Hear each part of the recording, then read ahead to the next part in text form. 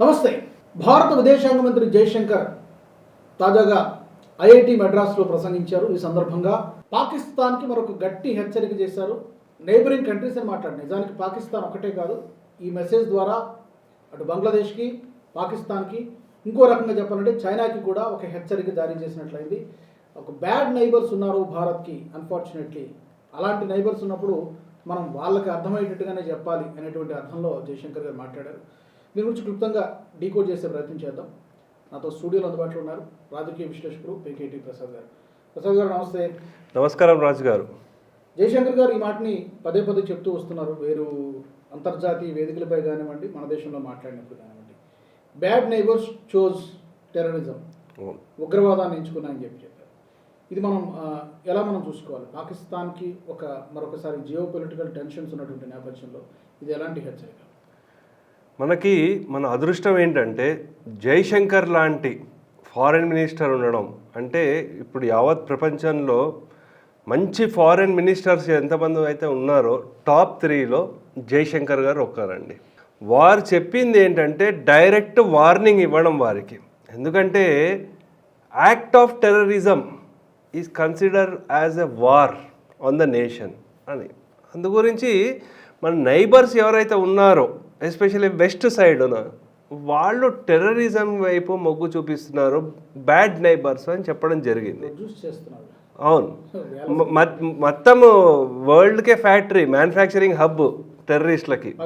So అయితే ఇక్కడ ఏంటంటే మీరు చెప్పిన సందర్భం ఏంటంటే, ఇప్పుడు శాస్త్రాలు ఒక స్టూడెంట్ ఫెస్టివల్ ఐఐటి మెడ్రాస్లో జరుగుతోంది. దానికి వారు వెళ్ళినప్పుడు ఆ సందర్భంలో వారు ఈ కమెంట్స్ ఇచ్చారు. అయితే మనం ఇక్కడ చూసుకోవాల్సింది ఏంటంటే ఈ కమెంట్స్కి ముందు ఏం జరిగింది, ఆర్ గత వారం రోజుల నుంచి ఏం జరుగుతోంది అనేది మనం అబ్జర్వ్ చేయాలి. మొదటిగా మనం చూస్తే మన కాశ్మీర్లో ఒక ప్రాంతంలో 30 మంది ఉగ్రవాదులు అక్కడే ఇరుక్కుని పోయారు, వాళ్ళకి ఎగెన్స్ట్ ఆపరేషన్స్ జరుగుతోంది అని ఒకటి మనకి ఇన్ఫర్మేషన్ ఒకటి వచ్చింది. ఇంకోటి మనకి బలూచ్ లీడర్ మీర్ బలూచ్ ఏదో ఉంది, వారు ఏమన్నారంటే మీకు ఫుల్ సపోర్ట్ మేము ఇస్తున్నాము భారత్కి, పాకిస్తాన్కి ఎగెన్స్ట్గా వీళ్ళు చేసిన అక్రమాలు ఏవైతే ఉన్నాయో, అమానుషత్వం ఏవైతే ఉందో వాటికి మీరు ఎటువంటి యాక్షన్ తీసుకుని మీకు సపోర్ట్ ఇస్తాము అని చెప్పారు. నెక్స్ట్ ఇంకోటి ఏం జరిగిందంటే మనకి హిందువులు ఊచకోత ఇంకా కొనసాగుతూనే ఉంది బంగ్లాదేశ్లో. మనకి ఫారిన్ మినిస్టర్ గారు అక్కడ బేగం జియా వారిది ఏదైతే ఉందో ఫ్యూనరల్ దానికి వెళ్ళారు. అక్కడ వెళ్ళడము మోదీ గారు ఇచ్చిన లెటర్ ఏవైతే ఉందో అది కండోలెన్స్ది, అది కూడా ఇవ్వడం జరిగింది. దాంతోపాటు అక్కడ పాకిస్తాన్ స్పీకర్ ఎవరైతే ఉన్నారో వారిని కూడా కలవడం జరిగింది. ఏం మాట్లాడారు ఏం మనకు తెలియదు. బయట ఫారెన్ అంటే వీళ్ళ ప్రెస్ దాని నుంచి PBI నుంచి కూడా ఎటువంటి ఇన్ఫర్మేషన్ రాలేదు మనకి. సో నెక్స్ట్ మనం చూసుకోవాల్సింది అంటే వారు అక్కడి నుంచి వచ్చిన తర్వాత ఈ స్టేట్మెంట్ ఇచ్చారు. అంటే పాకిస్తాన్ వాళ్ళు ఏమంటున్నారు, మీరు మాకు ఇండస్ వాటర్ ట్రీటీ నుంచి నీళ్ళు ఆపేసారు, that is act of war అని వాళ్ళు అంటున్నారు. అంటే మళ్ళీ మనకి ఈ యుద్ధ ఛాయలు మళ్ళీ కనిపిస్తున్నట్టు మనం చూడవచ్చు. అయితే వారు చెప్పడం ఏంటంటే we cannot be a good neighbour, మీకు ఇటువంటి బ్యాడ్ నైబర్ ఉంటే మనం ఎప్పుడు వాళ్ళతో మంచిగా ప్రవర్తించలేము, వాళ్ళకి ఏ భాషలో అయితే అర్థమవుతుందో ఆ భాషలోనే మనం చెప్పాల్సింది అని చెప్తున్నారు. అంటే వారు చెప్పడం ఏంటంటే దిస్ ఈజ్ అసర్టివ్ ఇండియా. అంటే ఇక్కడ మనకు వచ్చేసరికి ఏంటంటే నీకు డైలాగు టెర్రరిజము, లేకపోతే నీకు ఈ టెర్రరిజం మానవత్వం. ఇప్పుడు మనకి ఇక్కడ ఉండే వాళ్ళు చెప్తారు కదా, మానవత్వ రూపాన మనం ఇంకా వాళ్ళకి కొంచెం నీళ్ళు ఇవ్వాలి, వాళ్ళని కాపాడాలి. ఈ టెర్రరిజం జరుగుతున్నప్పుడు ఏం మాట్లాడరు. సో అందు గురించి ఏంటంటే ఈ టెర్రరిజము ఇటువంటి కోఆపరేషన్ కలిసి ముందుకు వెళ్ళదు అని చెప్పడం అనమాట. ఇది ఏంటంటే ఇది మామూలు ఇదే కాదు, ఒక స్ట్రాంగ్ వార్నింగ్ అనమాట. ఇది ఏంటంటే అసర్టివ్ భారత్. వీళ్ళ డిప్లొమసీ వచ్చేసరికి మనకి అనపాలజెటిక్ నేషనలిజం, మన దేశ హితం గురించి మేము ఏం చేయాలో చేస్తాము అని చెప్పడం. No compromise, zero tolerance for terrorism, very clear. So అలాగే మన దేశ హితం గురించి ఇది వరకు నాన్ అలైన్డ్ మూవ్మెంట్ అని మేము రష్యాతో కానీ లేకపోతే యుఎస్తో కానీ కలిసి ఉండము అన్న దాని నుంచి we align with every one for the interest of our country, ఆ స్టేజ్కి వచ్చాం మనం. అందు గురించి దాంతోపాటు ఇది కూడా మన టెర్రరిజంకి మేము ఎక్కడ సాఫ్ట్గా వెళ్ళము.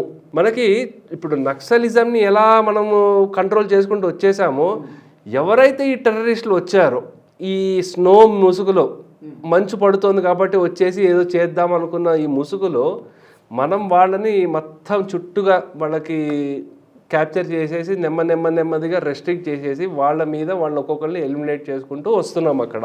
సో అందు గురించి మనకి ఇంకా తెలుస్తోంది ఏంటంటే, ఏ స్థావరాలు అయితే ఉన్నాయో టెర్రరిస్ట్ స్థావరాలని ఎప్పుడైతే ఆపరేషన్ సింధూర్లో వాళ్ళని లేపేశామో అవన్నిటిని మళ్ళీ వాళ్ళు ఏర్పరుస్తున్నారు. సో అందు గురించి ఇది మళ్ళీ ఇంకేమైనా అవ్వచ్చు. మనం చూస్తుంది ఏంటంటే, ఇప్పుడు వాళ్ళకి అక్కడ ఉండే మగవాళ్ళకి ఏం చేతగాక ఇప్పుడు ఆడవాళ్ళని మహిళలను వాళ్ళను ఉపయోగించుకుంటున్నారు. సో అందు గురించి ఈ సందర్భంలో మనం చూడాల్సింది ఏంటంటే, ఇటువంటి నైబర్లు వరల్డ్కే టెర్రరిస్ట్ని ఎక్స్పోర్ట్స్ చేసే వాళ్ళు ఎవరైతే ఉంటారో వాళ్ళతో కఠినంగా ఉండి తీరాల్సిందే అని చెప్పడం. ఎందుకంటే ఇదివరకు కూడా చాలా డైలాగులు అయ్యాయి, అన్నీ అయ్యాయి, గుడ్ విల్ అయ్యింది, ఇంకా దాంతో పని లేదు అని చెప్పడం. నెక్స్ట్ ఇంకోటి ఏం చెప్పారంటే, India's right to defend it's sovereignty and self Reliance. మనల్ని మనం కాపాడుకోవడానికి మేము ఏమైనా చేస్తాము.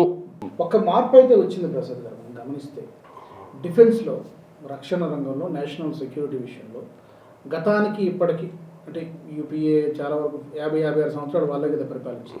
అప్పటికి ఇప్పటికీ ఒక క్లియర్ చేంజ్ ఏంటంటే, అప్పుడు మనం డిఫెన్సివ్గా ఉండేవాళ్ళం. ముందు వాడు ఎవడైనా అటాక్ చేస్తే చూసుకుందాంలే, అప్పుడు మనం రియాక్ట్ అవుదాం లేదా తిరిగి దాడి చేద్దాం అంతే ఉండే. కానీ ఇప్పుడు ఎలా ఉందంటే ప్రిడేటరీ మోడ్ అంటారు. నేను విన్నాను కొంతమంది డిఫెన్స్ ఎక్స్పర్ట్స్. ప్రిడేటరీ మోడ్ అంటే వాడు మన మీద దాడి చేయడం కాదు, చెయ్యాలనేటువంటి ఆలోచన ప్రిపరేషన్లో వాడు ఉన్నప్పుడే అది తెలుసుకుని ముందే వాడి మీద మనం అటాక్ చేయడం అనేది ఈ చేంజ్ వచ్చింది. ఇంకోటి చూసుకుంటే ఆపరేషన్ సింధూర్ తర్వాత ఇప్పుడు ఏం జరుగుతోందంటే, ఒక ఏరియాలో వాళ్ళు ఓడిపోయినా ఘోరంగా చావు దెబ్బలు తిన్నా సరే ప్రాపగాండా మాత్రం బ్రహ్మాండంగా వాళ్ళు మేమే చేసుకున్నాము, మేమే గెలిచాము అలా చేసినా, ఇప్పుడు ఏం చేశారంటే అక్కడ ఎవరెవరు ప్రాపగాండాలు చేస్తున్నారో వాళ్ళని ఇప్పుడు అన్నోన్ మెన్ కూడా లేపేస్తున్నారు అక్కడ. మీరు చూసుంటే గత 1-2 డేస్లో ఒక లష్కరే తైబా అతను ఎవరైతే ఈ ప్రాపగాండాలు లేకపోతే ట్విట్టర్లో అక్కడక్కడ బీవత్సంగా పెట్టాడు, 2611 అనేదో ఉంటుంది అతని ఐడి. 4 రోజులు రోడ్డు మీద వాడు శవం అలాగే పడింది, వాడు చేతులు కాళ్ళు అలా. సో అందు గురించి ఈ ప్రాపగాండా మెషిన్ని కూడా లేపేయడం జరుగుతోంది.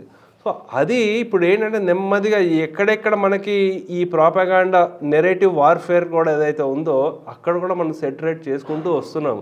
అలాగే మనకి ఇక్కడ బయట కనిపించడానికి అంతా బాగానే ఉండి కాశ్మీర్లో అండర్ గ్రౌండ్గా వర్క్ చేసే వాళ్ళు ఎవరైతే ఉన్నారో వాళ్ళని కూడా విపరీతంగా అరెస్ట్లు అవుతున్నాయండి. సో అది ఇవన్నీ మనకు చూపిస్తోంది ఏంటంటే, ఎలాగైనా మళ్ళీ వీడు పాకిస్తాన్ వాడు ఏదో దుశ్చర్య తలబడతాడు, తప్పకుండా చేస్తాడు. దాంతోపాటు చైనా వాడు కూడా ఇంకేదైనా చేద్దాము అని ఆలోచించక ముందే మన వాళ్ళు అక్కడ లద్దాఖ్లో మనకు బీభత్సమైన ఇన్ఫ్రాస్ట్రక్చర్ డెవలప్మెంట్ అయిపోయింది అక్కడ.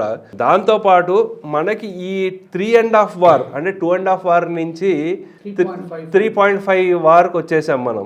ఈ బంగ్లాదేశ్ ఒక పక్క, పాకిస్తాను, చైనా మధ్యలో ఉండే ఈ 0.5 గాళ్ళు మన దేశంలో ఉండేవాళ్ళు. వీళ్ళందరినీ ఎదుర్కోవడానికి మొత్తం రెడీగా ఉన్నారు మన వాళ్ళు.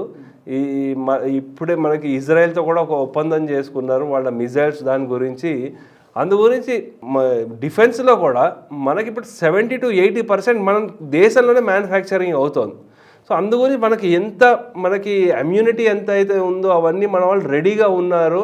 ఎప్పటికైనా ఈ ఎనీ టైం వీఆర్ రెడీ అని ఒక ఈ ధీమాతో ఉన్నారు. కాబట్టి మన దేశాన్ని రక్షిస్తారు, వాళ్ళు దేనికైనా తగ్గిస్తారు అన్న దాన్ని మనము బ్లైండ్గా మనం నమ్మేయచ్చండి. దానికి రీజన్స్ కూడా కొన్ని చెప్పుకోవచ్చు. లాస్ట్ 1 వీక్లోనే నేను యాక్చువల్గా గిరిధర్ సార్తో ఒక డిస్కషన్ కూడా చేశాను. కేవలం వారం రోజుల్లోనే 4 మిసైల్స్ని టెస్ట్ చేశారు. అవును, ప్రళయ్, ఆకాష్, పినాక, ఇంకోటి ఏదో ఉంది. 4 శక్తివంతమైనటువంటి మిసైల్స్ టెస్ట్ చేశారు. లాస్ట్ 6 monthsలో దాదాపుగా ఒక 20 సార్లు యుద్ధ విన్యాసాలు జరిగాయి. కరెక్ట్. మన దేశంలో అండ్ అబ్రాడ్ లో కూడా. అవును అవును. సో ఇవన్నీ ఏంటంటే సర్వసన్నద్ధంగా ఉన్నామని చెప్పి తెలియజెప్పడానికి అనేది చాలా క్రిస్టల్ క్లియర్ మెసేజ్ అది. కరెక్ట్. అందులో ఏం సందేహం లేదు. కాకపోతే ఏంటంటే ఈ మధ్యన అమెరికా ఒక రిపోర్ట్ కూడా ఇచ్చింది.